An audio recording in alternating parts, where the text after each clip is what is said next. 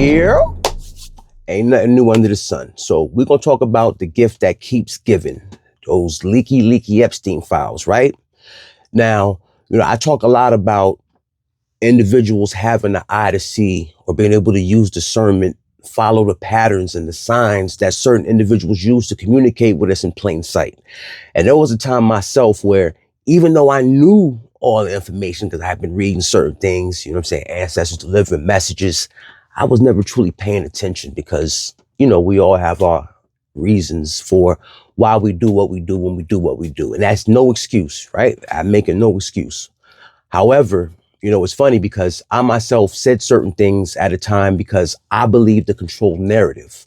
So what I really want to do is I want to play a clip and then we'll spin the block and we're going to have that conversation. So let's hop to it. Welcome, everybody, to Redacted on this Wednesday. So glad to have you all here. We've got a very busy show for you today because we are going to deep dive with our good friend Ian Carroll, host of the Ian Carroll Show. What are we going to deep dive today? We're going to talk about Michael Jackson, how he may or may not be implicated in the Epstein files, what we can surmise from what we see in the Epstein files, how we can be pretty sure that he was framed by the people who actually were child abusers. I'm very excited about this. It's MJ Day. Yeah, it's hard to get excited about child abusers, but it is exciting when... The major revelations from the Epstein files is that Michael Jackson appears to have been framed by the very people who actually were doing the abusing of children. If you don't recall, in the 1990s, Michael Jackson was accused of sexually abusing specifically young boys. One case led to a civil settlement, which Jackson later said he wished he had not done. He wished he had fought it in court. Another did lead to a criminal trial, and he was acquitted on all charges. Here was his statement at the time asserting his unequivocal innocence. I ask all of you to wait and hear the truth before you label or condemn me. Don't treat me like a criminal, because I am innocent. It was a nightmare, a horrifying nightmare.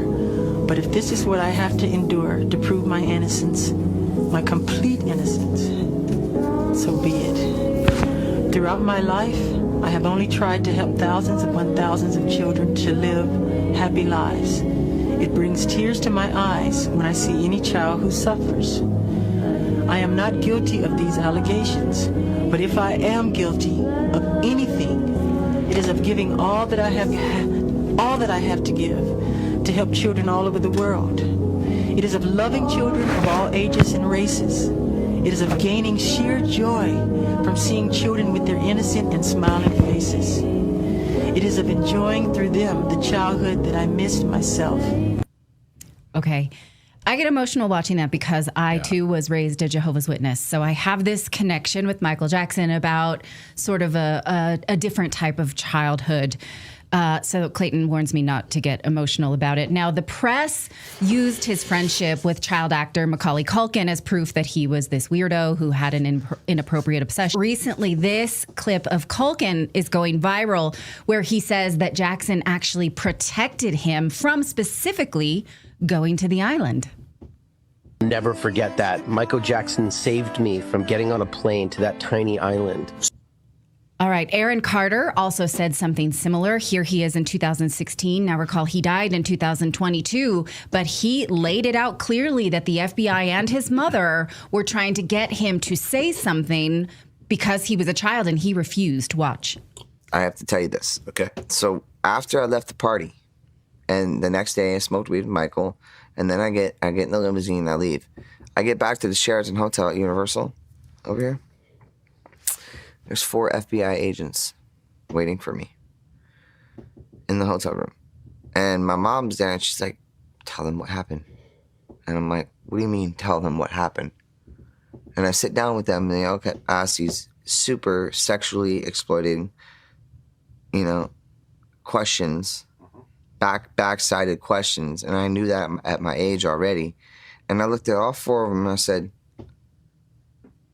I said, are y'all crazy? I said, what you think I'm gonna do?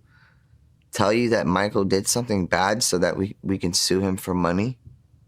That's what I told him. I was like, you're crazy. And I looked over at my mom and I was like, are you serious, Mom? I was like, what is going on here? Why are you letting this happen? And she goes, well, I think something happened, I think something. I'm like, really? That man did nothing but be hospitable, kind, loving, giving, everything you can think of. All right. Well, the person we wanted to talk about this to was Ian Carroll. He's a researcher, independent journalism, or an independent journalist. He went viral. It's been 2 years now since this video, this 8-minute video about Michael Jackson, connecting him to Diddy and the Diddy trials and Epstein. It was brilliant. And that's why people trust you. So we wanted to bring you in and talk about what you already knew, what the connections you made with Diddy, and now the connections we can make with Epstein. So let's go. Let's do it. Thank you for coming. All right. So first thing I want to do is I want to start off by saying that, one, I was actually one of those individuals that fell for the okie doke, right? Couldn't see through the smoke signals or understand the signs and symbols that I was using that were being used to communicate with one another in open sight, right? And what's crazy is that now as we fast forward, right? And I've been on my own journey and my own path. Now I understand the power of frequency and words and the energy that it carries. And all of us that felt how we felt at the time because we believed the media, the authoritative figure, quite foolishly, I might add, I was right there, right? Saying things and putting things on people's name that carry consequences and repercussion and karmic expression, right? And for that, I have to stand on business and hold myself accountable and say that I truly apologize, especially now after everything that I've been through. And I know exactly what it feels like to have people outright lie or create false narratives on your name. And then have people believe it and feel like there's nothing that you can do to stop it. So I had to feel that pain and understand that sting and that burn to learn that empathy, right? And, lesson learned. And that's why now I'll stand on it and I hold myself accountable to my words. And when anybody checks me, if anyone tells me that I'm out of pocket, they feel that I'm out of pocket, I will step back and hop outside my own box and make sure I do everything in my power to see it from multiple different perspectives before I have a final opinion. But that being said, right, what's really funny is how, the cabal that they claim don't exist are all funded by the same people. Now, this is where my beef comes in with certain entities or institutions that claim that they're there for the colored people, right? Because we know who was prosecuting in California at that time. Now, if y'all remember, Janet Jackson came under some heat because of some things that she said during the last election cycle. So let's stop for a minute and Janet Jackson's beef with Kamala Harris may date back further than the current presidential campaign. This is due to past comments made by the Democratic nominee regarding Michael Jackson's child molestation trial that have resurfaced. Following Janet's remarks about Kamala, where she mistakenly stated that the vice president's father was white, old footage from 2004 reappeared online. In this video, then San Francisco Deputy City Attorney Harris discusses Michael's upcoming trial. In general, the child will be able to recall and recollect with some detail the incident, and that is persuasive to a jury, even if it is the only testimony that is available. It wasn't so much that Jackson was misinformed, but that she echoed MAGA-fueled lies. Her statement about what she heard sounded eerily similar to former President Donald Trump's lie at the National Association of Black Journalists convention in July, that the biracial Harris was not black. Come to the conclusion that maybe the ghost of Michael Jackson is haunting Kamala, because there have been some really old clips that are now surfacing, and it's essentially depicting the Kamala versus Donald Trump discussion pertaining to the Michael Jackson case. Kamala Harris, then the deputy city attorney in San Francisco. And here's what she had to say. That could mean life in prison, and cases like this can depend on the testimony of the child accuser. In general, the child will be able to recall and recollect with some detail the incident, and that is persuasive to a jury, even if it is the only testimony that is available. Ooh, betting against Michael Jackson. But what's really stunning is when you juxtapose this to what Donald Trump said at the time. It's tough to win, But I have a feeling he's going to win, Larry. He just loved children. He was not a child molester. Just incredible. When you really look back on that, it just makes you love Trump even more. Come to the conclusion. Attorney General Kamala Harris has scripted history as she won the U.S. Senate seat from the state, becoming the first Indian American to achieve this feat. And certainly you could become the first Indian senator in U.S. history, which would be quite an accomplishment. Not good. On this Dr. Martin Luther King Jr. Day, Senator Kamala Harris becomes the first African American to enter the 2020 presidential race. Harris is a freshman Democratic senator from California. She's the second African American female senator in U.S. history. And before that, she served. There you have it, ladies and gentlemen. And this is exactly how they play in your face in real time. They rewrite history knowing that you'll forget or you just simply won't care. Or when it's represented to you, you'll say, whatever, it's all propaganda. But now all these things, all these actual truths are coming out in the wash. All these things what people will call conspiracy theorists for years for. But anyways, let me get back on track, right? So now does it make sense why Janet Jackson said the things that she said during the last election cycle? Because she remembers what actually happened. And remember, all these people run in the same circles. So if you remember back in the day, right, remember Oprah and Michael Jackson did not get along at all. And there's a reason for that, because she was, or should I say is, again, all my personal opinion and theory, of course, is a handler for them folks because, you know, she was one of Epstein's bitches. And again, the same people that fund the Democrats, AIPAC, all of this weird shit going on, because you know that Epstein, his old lady was Ghislaine Maxwell, who's her daddy. Bing bong. He was a what? Exactly, the Mossad agent. If you remember, in the Epstein files, he had a passport from Saudi Arabia under another name. How do you think he got that? And why would he have it? We connecting dots yet?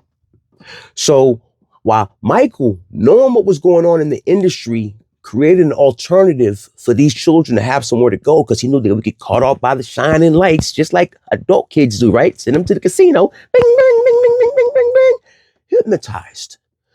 And he suffered for it. And a lot of us, myself included at the time, condemned him for it. I said, I stand having to stand on business and apologize for the ignorant statements that I made in my youth. And the fact of the matter is that youth is not even a valid enough excuse, because, well, it's the saying, I was old enough to go. I was young enough to go, but old enough to know better. So it is what it is. But yeah, this is literally what we're dealing with. And again, these same people are tied into institutions like the NAACP, who keep telling you to fight for things that do not align with your betterment for you or your people or Americans for that matter. This is why they're telling you to go out and march to protect illegal aliens. Because why? They are getting paid to do so because they have been infiltrated by the same people that have infiltrated everything else. I want to say one thing and then I'll get out of here, right? For years, I used to catch flack because I always said that the whole trans agenda that's going on is our fault. Why? Because I personally believe, from what I can see, is that Black Americans are the litmus test for all psychological warfare and psyops. And why do I say that? Because anything that they want to do to the rest of the world, they start right here with us. And then if we go along with it or don't push the line, okay, Billy, let's roll it out for the rest of the motherfuckers. And I'm going to tell you why I say that. If you remember, Rachel Dolezal, white woman, living her life in blackface. And when she got caught, what did she say she was? Transracial, because she felt like she was black inside. And because of that, she could be whatever she wanted to be. Because of liberalism and emotions or feelings running society instead of facts and rule of law, that became the new standard. And now here we are. They've been pushing this agenda. It's just a slow burn so that people don't pay attention. But there it is. Now, remember, when Rachel Dolezal got caught, she was a president of a chapter of what? The motherfucking NAACP. The clown posse. the collection of punks. Yeah, I said it. And I'm going to say it again. I'm going to keep saying it because while everyone is out here wishing the successful unaliving of Black Americans, the number one supporter of the NAACP, they're out there protecting the people who are doing it, who have no legal standing to be here. And when you start connecting the dots, you see that all these people are connected. The same people that got us paying for the retirement and medical bills or benefits for the Israeli Defense Fund, which is the same people that own the printing presses that make our propaganda, textbooks for the school children that we all used. Pergamon Press, Throne of Satan. So what this really is, right, ladies and gentlemen, is that we're watching the work of the diabolical den of demons. And all these cats originate in one source, and that is a viper's pit. And if you can't see it, I just implore you, do your own due diligence and follow the paper trail. See where the money's coming from. See who's listed on paper as the founders of these institutions and who's actually benefiting from all the work that is done. Like I said, if in 1865, the Emancipation Proclamation said 40 acres and a mule, that reparation was outlined in the document that secured the freedom that we fought for. No one gave us freedom. They got tired of getting their motherfucking at nighttime. Ask Nat Turner. They got tired of all that. So they said, you know what? We got to find a better way. We gave up our freedom and sovereignty for citizenship. So we got right back in it. That's why your birth certificate is a security bond. But that's a whole nother topic. But yeah, there it is. And I know nobody's going to really want to pay attention. But until we do, I'm going to keep calling out and saying, fuck the NAACP. Because they belong to them Capri Suns and they have been playing us since day one. Prove me wrong. Please, somebody send me something so that I would rather be wrong than to sit back and realize that we have been being played by our own people. And if you notice, right, when you really see and get down to the nitty gritty of who's on these boards, you see where they all come from. And then you understand why people like AOC and Byron Donaldson, or even Shirley Chisholm in her book spoke about how they were given money because they were the good blacks. So this is nothing new. And they used us to fight for our own undercutting. Read the room. Pay attention, look around. The people are telling you outright what it is. Believe people when they show you and tell you who they are. And on that note, I'm going to get out of here. Realize. Transparency definitely forces accountability. Y'all keep your eyes to the stars. Keep that head on a swivel. And remember, it's a 30 game because we out here in the diabolical den of demons, the viper pit. Dragon out here busy. And if you don't pay attention, you will become food. Trust me, if you do not pay attention, you will become food. That's right, it's brackets and jackets, bringing it back for brackets and jackets, special Epstein Island edition.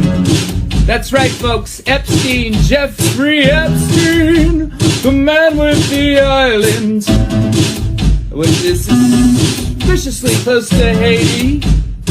That's right.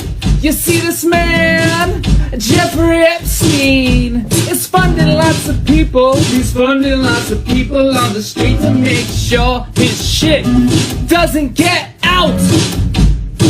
That's right. They want the record sealed. And they're paying a lot of people. Epstein's paying a lot of people. Oh boy. For one, he's got a whole Mossad media matrix in America.